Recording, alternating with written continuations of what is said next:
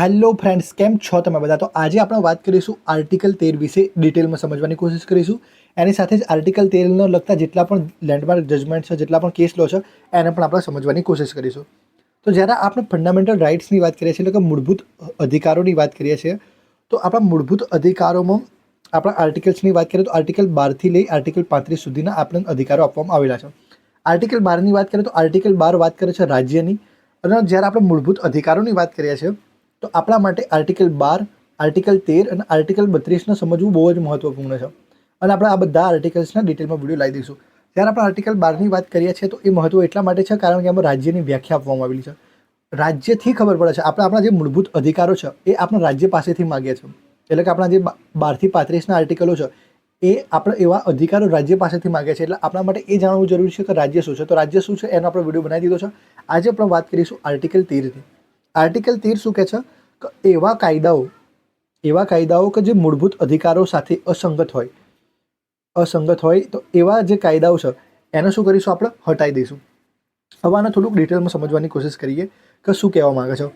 તો આ થઈ ગયા આપણા ફંડામેન્ટલ રાઇટ્સ, એટલે કે આપણા મૂળભૂત અધિકારો. આપણા મૂળભૂત અધિકારો ક્યાં આવે તો 1950ના બંધારણમાં, એટલે કે 26 જાન્યુઆરી 1950. તો હવે અહીંયાથી સમજવાની કોશિશ કરીએ કે આ છે આપણા મૂળભૂત અધિકારો, ફંડામેન્ટલ રાઇટ્સ. 26મી જાન્યુઆરી 1950ના દિવસે આપણા મૂળભૂત અધિકારો લાગુ થઈ ગયા. તો ત્યારથી લઈ હવે એવું તો છે નહીં કે ભાઈ આપણા દેશમાં બધા કાયદાઓ છે એ 1950 પછી જ બન્યા હોય. એની પહેલાં પણ આપણા ઘણા બધા કાયદાઓ હતા, જેમ કે આપણે આઈપીસીની વાત કરીએ કાં તો સીઆરપીસીની વાત કરીએ, બરાબર. તો આ બધા કાયદાઓ તો ખાસા ટાઈમ પહેલાં બની ગયા હતા. તો આના સિવાય બીજા ઢગલા એવા કેટલા બધા કાયદાઓ હતા કે જે બહુ પહેલાં બની ગયા હતા. તો એવા કાયદાઓ કે જે 1950ની પહેલાં બન્યા હોય, એટલે કે એની પહેલાં અહીંયા બે વસ્તુ આપણે સમજવાની કોશિશ કરીશું, એક પહેલાં અને એક પછી. તો જે એવા કાયદાઓ કે જે 1950ની પહેલાં બન્યા હોય અને એવા કાયદાઓને શું કરીશું, આપણે અહીંયા રોકીશું. પછી આપણે એ કાયદાઓમાં ચેક કરીશું કે શું ફંડામેન્ટલ રાઇટ્સને વાયોલેટ કરે છે. જો એ કાયદાઓ ફંડામેન્ટલ રાઇટ્સને વાયોલેટ કરતા હોય તો જેટલો પાર્ટ એ ફંડામેન્ટલ રાઇટ્સને વાયોલેટ કરે છે એટલો પાર્ટ આપણે હટાવી દઈશું અને બાકીના કાયદાઓને આપણે એમને જવા દઈશું. ફરીથી સમજીએ, આ છે આપણું ફંડામેન્ટલ રાઇટ્સ.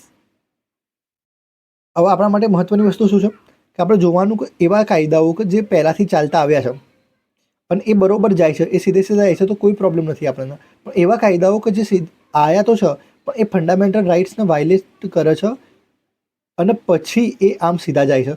તો આપણે શું કરીશું કે જેટલો પાર્ટ આ જે ફંડામેન્ટલ રાઇટ્સ છે એને હેરાન કરતો હશે એટલો પાર્ટ આપણે હટાવી દઈશું.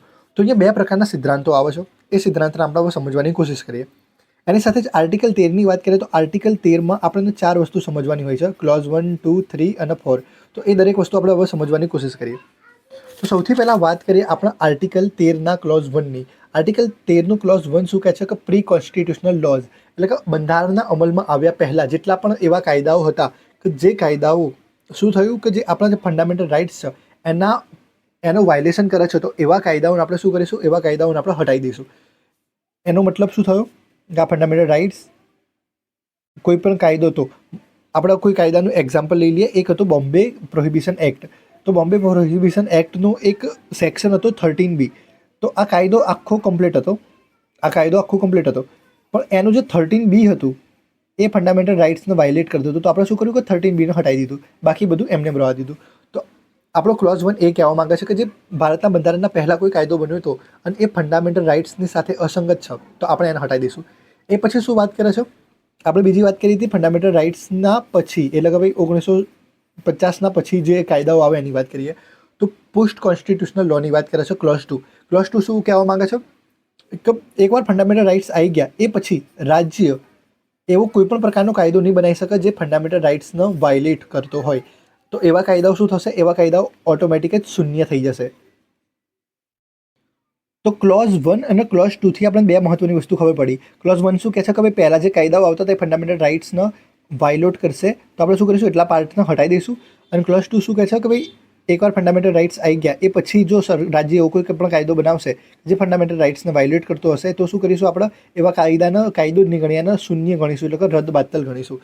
તો આટલી વસ્તુ આપણે ક્લિયર થઈ ગઈ. હવે આપણે જોઈએ ક્લોઝ 3 શું કહેવા માંગે છે. તો ક્લોઝ 3 એમ કહેવા માંગે છે કે લોની સાથે કઈ વસ્તુ આવશે. જ્યારે આપણે કાયદાની વાત કરીએ છીએ તો કાયદામાં શેનો સમાવેશ થશે, તો કાયદામાં સમાવેશ થશે ordinance, order, by law, rules, regulations, notification, custom or uses.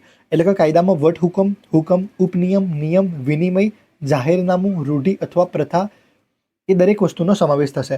અને એવા તમામ વસ્તુ કે જેમની અંદર કાયદાનો પ્રભાવ રહેલો છે, તો કાયદામાં આ દરેક વસ્તુનો સમાવેશ થશે.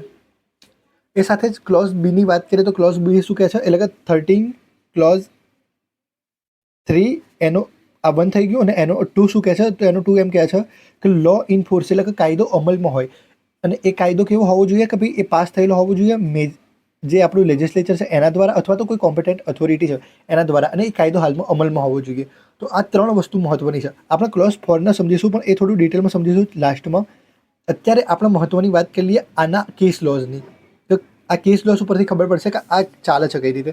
તો કેસ લોની આપણે જ્યારે વાત કરીએ છીએ, તો બેસિકલી આ જે આર્ટિકલ 13 છે એ જ્યુડિશિયલ રિવ્યૂની વાત કરે છે. અને જ્યારે જ્યુડિશિયલ રિવ્યૂની વાત કરીએ એટલે શું, તો સુપ્રીમ કોર્ટ લોનું રિવ્યૂ કરી શકશે. સીધી એ જ વાત થઈ કે સુપ્રીમ કોર્ટ કહેશે કે ભાઈ આ કાયદો જો ફંડામેન્ટલ રાઇટ્સનો આપણું વાયોલેટ કરતો હશે તો સુપ્રીમ કોર્ટ એ કાયદાને હટાવી દેશે. બરાબર, આટલી વસ્તુ મહત્વની છે આપણા માટે. હવે આપણે થોડુંક ડિટેલમાં સમજવાની કોશિશ કરીએ. તો જ્યારે આપણે 2 સિદ્ધાંતોની વાત કરી હતી, તો 2 સિદ્ધાંતો કયા કયા છે એ આપણે હવે થોડું સમજી લઈએ.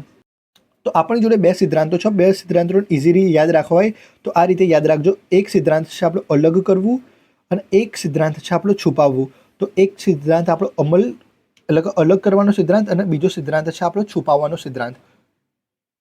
ચલો સમજી લઈએ અલગ કરવાનો સિદ્ધાંત શું કહે છે. તો અલગ કરવાનો સિદ્ધાંત એમ કહે છે કે ભાઈ કોઈ કાયદો છે, એ કાયદામાં 50 કલમો છે. બરાબર, તો આ 50 કલમમાંથી એક કે 2 એવી કલમ છે કે એ કલમ શું કરે છે, આપણા ફંડામેન્ટલ રાઇટ્સને વાયોલેટ કરે છે. તો એ આપણે એવી 2 કલમોને અલગ કરી દઈશું. એક્ઝામ્પલ જોઈ લઈએ આપણે. તો આ જે ડોક્ટ્રીન છે, આ જે સિદ્ધાંત છે, આ સિદ્ધાંત કહેવાય છે પૃથ્થકરણીયતાનો સિદ્ધાંત, એટલે કે અલગ કરવું, ટુ સેપરેટ. તો આપણે એક્ઝામ્પલ થ્રુ જોઈ લઈએ. આ રિયલ કેસો છે. તો એક કેસ છે AK Gopalan versus state of Madras. આ કેસમાં શું થયું હતું કે સેક્શન 14 છે, જે પ્રિવેન્શન ડિટેન્શન એક્ટનો સેક્શન 14 છે, એ ફંડામેન્ટલ રાઇટ્સને વાયોલેટ કરતું હતું. તો આપણે શું કર્યું કે જે સેક્શન 14 છે એને આપણે હટાવી દીધું. એ પછી આપણે બીજો કેસ જોઈ લઈએ. તો એ છે કેસ આપણો the state of Bombay versus FN Balsara. તો આ જે કેસ હતો 1951નો, આ કેસમાં શું થયું હતું કે જે બોમ્બે પ્રોહિબિશન એક્ટ છે, જેનો આપણે હમણાં એક્ઝામ્પલ બિલ પણ લીધું હતું, તો એનો જે સેક્શન છે 13B. તો આ 13B એક મૂવી પણ છે, એ રીતે પણ તમે યાદ રાખી શકો છો કે 13B જે સેક્શન હતી બોમ્બે પ્રોહિબિશન એક્ટની, એ ફંડામેન્ટલ રાઇટ્સને વાયોલેટ કરી દીધું. તો આપણે શું કર્યું કે જે સેક્શન 13B છે એને હટાવી દીધું. એક બીજો મહત્વનો કેસ છે, એ આપણે કેસ જોઈ લઈએ. તો એ કેસ છે RMDC versus union of India 1957. તો આ અહીંયા કેસમાં સમજવાની કોશિશ કરીએ તો એક એક્ટ છે, જે એક્ટમાં આપણા એટલે કે 30 સેક્શનો આપવામાં આવેલી છે. એ 30માંથી 15 સેક્શનો એવી છે કે જે ડાયરેક્ટલી ફંડામેન્ટલ રાઇટ્સને વાયોલેટ કરે છે. અને આ જો 15 સેક્શનોને હટાવવામાં આવશે તો શું થશે કે જે આ બીજી 15 સેક્શનો છે એની કંઈ વેલ્યુ નહીં રહે, કારણ કે બધા એકબીજાની પર ડિપેન્ડેબલ હતા. તો જો કદાચ આવું થાય તો શું થશે કે આપણે એ બધાને તો રદ કરી જ દઈશું, અને ટ્રાય કરીશું આનામાં અલ્ટરેશન કરવાની, આમાં કંઈક એડ કરવાની, અને એ બી ના થાય તો આવા પણ કાયદાઓ રદ થઈ જશે. આપણે 2 સિદ્ધાંતની વાત કરી હતી. એક સિદ્ધાંતની અત્યારે વાત કરી, અલગ કરવાના સિદ્ધાંતની. હવે આપણે બીજો એક સિદ્ધાંત જોઈએ છીએ. એ સિદ્ધાંત છે છુપાવવાનો સિદ્ધાંત. તો છુપાવવાનો સિદ્ધાંત શું કહે છે, એના થોડાક એક્ઝામ્પલ જોઈએ તો જ ખબર પડશે. તો આ સિદ્ધાંતનો મતલબ થાય છે ગ્રહણ અથવા તો આચ્છાદનનો સિદ્ધાંત, ટુ હાઇડનો સિદ્ધાંત, એટલે કે ડોક્ટ્રિન ઓફ એક્લિપ્સ. તો એક કેસ બન્યો તો આપણો Keshav Madhava Menon versus state of Bombay 1951. આ કેસમાં શું થયું હતું કે જે ઇન્ડિયન પ્રેસ છે એનો જે ઇમરજન્સી પાવર એક્ટ છે, Indian press emergency power act, આમાં જે ફંડામેન્ટલ રાઇટ્સ છે એને વાયોલેટ કરતો હતો. પણ આ કેસ ક્યારે આવ્યો? આ કેસ આવ્યો તો જે આપણું બંધારણ આવ્યું એની પહેલાં જ. એટલે કે આ કેસ ત્યારે જ પેન્ડિંગ હતો. ક્યારે પેન્ડિંગ હતો? જ્યારે કોન્સ્ટિટ્યુશન આવ્યું પણ નહોતું, તો ત્યારે પેન્ડિંગ હતો. તો એ માટે ભલે આ ફંડામેન્ટલ રાઇટ્સને વાયોલેટ કરે છે, પણ એના ઉપર આપણે કોઈ એક્શન લઈ ના શકીએ, કારણ કે એ લો એ ટાઈમે ઇન્ફોર્સ નહોતો. બીજો મહત્વનો કેસની વાત કરીએ જ્યાંથી આપણને ખબર પડશે કે જે ડોક્ટ્રિન ઓફ એક્લિપ્સ છે, એટલે કે જે છુપાવવાનો અથવા તો ગ્રહણ અથવા તો આચ્છાદનનો સિદ્ધાંત છે, એ કહેવા શું માગે છે. તો Bhikhaji versus state of MP આ એક કેસ બન્યો હતો. The doctrine was officially created in this case. શું થયું હતું કે એક એક્ટ બનાવ્યો હતો, બેરાર મોટર વ્હીકલ એક્ટ 1947. અહીંયા જે ગવર્મેન્ટ હતી એને એમ્પાવરમેન્ટ મળતું હતું, એટલે કે ગવર્મેન્ટને એટલું જ પાવર હતો ગવર્મેન્ટ જોડે કે એ જે આખો મોટર ટ્રાન્સપોર્ટનો જે બિઝનેસ છે એને ઓવરટેક કરી શકે અને આખા જે મોટર ટ્રાન્સપોર્ટનો બિઝનેસ છે એને પોતાની અંદર સમાઈ શકે. તો આ જે કાયદો હતો, આ કાયદાએ શું કર્યું કે જે આર્ટિકલ આપણું 19 છે એમ આપણે જે બિઝનેસ કરવાની સ્વતંત્રતા છે એ સ્વતંત્રતાનો નાશ કરે છે. તો આવા ટાઈમે શું થશે કે જે આવો કાયદો છે, કયો કાયદો હતો આપણો? Berar motor vehicle act. તો આ કાયદા શું થશે કે આ કાયદો હાઇડ થઈ જશે. એનો શું મતલબ થયો કે આ કાયદો છુપાઈ જશે, દેખાશે નહીં આપણને. હવે જો ભવિષ્યમાં શું થાય કે ભવિષ્યમાં જે આર્ટિકલ 19 છે અને એનો જે આયરો સેક્શન છે, તો આર્ટિકલ 19નો જે ક્લોઝ છે આપણો, એ ક્લોઝમાં શું થાય કે પાછળ ચાલીને અમેન્ડમેન્ટ થાય અને એ ક્લોઝને હટાવવામાં આવે તો શું થશે કે આ કાયદો ફરીથી લાગુ થઈ જશે. એટલે શું થયું કે એક કાયદો હતો, આ કાયદાએ શું કર્યું કે ફંડામેન્ટલ રાઇટ્સને વાયોલેટ કર્યું, તો એ કાયદો શું થયો કે છુપાઈ ગયો. હવે જો ભવિષ્યમાં ફંડામેન્ટલ રાઇટ્સમાં કોઈ પણ પ્રકારના ચેન્જીસ થશે તો એ કાયદો શું થશે કે પાછો આવી જશે. તો એટલી વસ્તુ અહીંયા કહેવામાં આવે છે કે આપણે કાયદાને છુપાઈ દઈશું. બીજી એક મહત્વની વસ્તુ જોઈએ તો આપણે વાત કરીએ કે જે આપણા ફંડામેન્ટલ રાઇટ્સ છે એમાં 15, 16, 19, 29 અને 30 એ ખાલી ને ખાલી સિટીઝનને મળે છે. હવે એક કેસ બને તો state of Gujarat versus Ambika mills 1974. આ કેસમાં શું થયું હતું કે જે કંપની હતી, કંપનીએ એક પિટિશન ફાઇલ કરી હતી. Bombay labour welfare fund act હતો 1953નો. તો જે Bombay labour welfare fund act 1953 હતો એના માટે જે યાદ રાખજો કે કંપનીએ પિટિશન કરી હતી. તો અહીંયા મહત્વની વાત આવી કે ભલે અહીંયા આર્ટિકલ 19નું ઉલ્લંઘન થયું આ એક્ટથી, પણ આ પિટિશન કંપનીએ કરી છે અને કંપની એ ભારતનું નાગરિક નથી. તો કંપની એ ભારતની નાગરિક નથી, બરોબર, એટલા માટે એ સિટીઝન પણ નથી અને આ જે અધિકારો છે એ ખાલી ખાલી નાગરિકોને પ્રાપ્ત છે. તો એટલા માટે જ જે કંપની છે એ આ પ્રકારનો કેસ કરી શકતી નથી. પણ જો કદાચ આ કેસ ભારતના કોઈ નાગરિકે કર્યો હોત તો આ પણ આ કાયદાને હટાવી દે. પછી બીજો એક કેસ બન્યો તો Deepchand versus state of UP 1959. આ કેસમાં શું કહેવામાં આવ્યું કે જે પ્રી કોન્સ્ટિટ્યુશનલ લોઝ છે, એટલે કે બંધારણ આયા પહેલાંના જે કાયદાઓ છે એમાં જે એક્લિપ્સવાળો જે આપણો છુપાવવાનો સિદ્ધાંત છે એ લાગશે, પણ જે પોસ્ટ એટલે કે બંધારણ પછીના જે કાયદાઓ છે એમાં આ પ્રકારના જે શું કહેવાય કે છુપાવવાનો સિદ્ધાંત નહીં લાગે. કેમ નહીં લાગે? કારણ કે એવો કાયદો બનાવવો એ જ શૂન્ય છે. એ પછી વાત કરીએ જે આપણા પર્સનલ લોસ છે એની.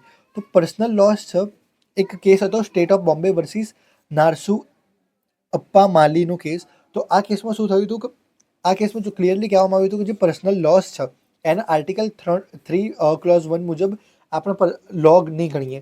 અત્યારે વાત કરી લઈએ લાસ્ટ ક્લોઝની, આર્ટિકલ 13 ક્લોઝ 4ની. તો આર્ટિકલ 13 ક્લોઝ 4 શું કહે છે કે જે આપણે આર્ટિકલ 13 છે એની કોઈ પણ જોગવાઈઓ એ અમેન્ડમેન્ટને લાગુ નહીં પડે. એટલે કે આપણા બંધારણમાં કોઈ પણ પ્રકારનો સુધારો કર્યા છે અને એ સુધારો આપણા ફંડામેન્ટલ રાઇટ્સને વાયોલેટ કરે છે તો ત્યારે આપણે આર્ટિકલ 13ને વેલિડ નહીં ગણીએ, બરાબર. તો અહીંયા શું કહેવામાં આવ્યું કે ભાઈ એકવાર તમે કોન્સ્ટિટ્યુશન છે એને અમેન્ડ કરી દીધું, બરાબર, કોન્સ્ટિટ્યુશન અમેન્ડ કર્યું અને એ ફંડામેન્ટલ રાઇટ્સને વાયોલેટ કરી દીધો તો ત્યારે આપણે આર્ટિકલ 13નો યુઝ નહીં કરી શકીએ. તો આ ઉપર થોડીક 4 કેસો છે તો એ 4 કેસનો જોઈ લઈશું તો આપણને કમ્પ્લીટ ખબર પડી જશે કે કહેવા શું માગે છે. તો શંકરી પ્રસાદના કેસમાં શું કહેવામાં આવ્યું કે જે આર્ટિકલ 13 છે એ કોન્સ્ટિટ્યુશનલ અમેન્ડમેન્ટ, જો આર્ટિકલ 13માં જે કોન્સ્ટિટ્યુશનલ અમેન્ડમેન્ટ આપણે કરીએ છીએ તો એમાં એ કાયદો નહીં ગણાય અને આપણે એને હટાવી પણ નહીં શકીએ. તો શંકરી પ્રસાદના કેસમાં એ કહેવામાં આવ્યું. એ પછી ગોકલનાથ કેસમાં શું કહેવામાં આવ્યું કે ભાઈ જ્યુડિશિયલ રિવ્યૂ છે એ સુપ્રીમ છે, તેથી આપણે એને ચેલેન્જ કરી શકીશું. તો અહીંયા શું કીધું શંકરી પ્રસાદમાં કે આપણે ચેલેન્જ નહીં કરી શક્યા, અહીંયા કીધું આપણે ચેલેન્જ કરી શકીશું. એ પછી શું આવ્યું કે જે 24મો કોન્સ્ટિટ્યુશનલ અમેન્ડમેન્ટ એક્ટ આવ્યું. 24મા કોન્સ્ટિટ્યુશનલ અમેન્ડમેન્ટ એક્ટમાં શું કહેવામાં આવ્યું કે ભાઈ એમાં આર્ટિકલ 13 ક્લોઝ 4 નાખવામાં આવી. 13 ક્લોઝ 4 શું કહે છે કે ભાઈ તમે ફંડામેન્ટલ રાઇટ્સનો વાયોલેટ કરો એવો બંધારણીય સુધારો કરો છો તો એવો જે સુધારો છે એને આર્ટિકલ 13 મુજબ ગણવામાં આવશે નહીં લો. તો એ જ વસ્તુ છે. અને એ પછી જ્યારે ફાઇનલ સ્ટેટમેન્ટ આપ્યું કૃષ્ણવાનંદ ભારતી કેસમાં તો એમાં શું કીધું કે ભાઈ આ કાયદો સાચો છે, બરાબર, એટલે કે આર્ટિકલ 13 ક્લોઝ 4 સાચો છે પણ એનું બેસિક સ્ટ્રક્ચર હટવું ના જોઈએ. તો બસ આટલી જ મહત્વની વસ્તુ હતી. બાકી મળીએ નેક્સ્ટ વિડીયોમાં.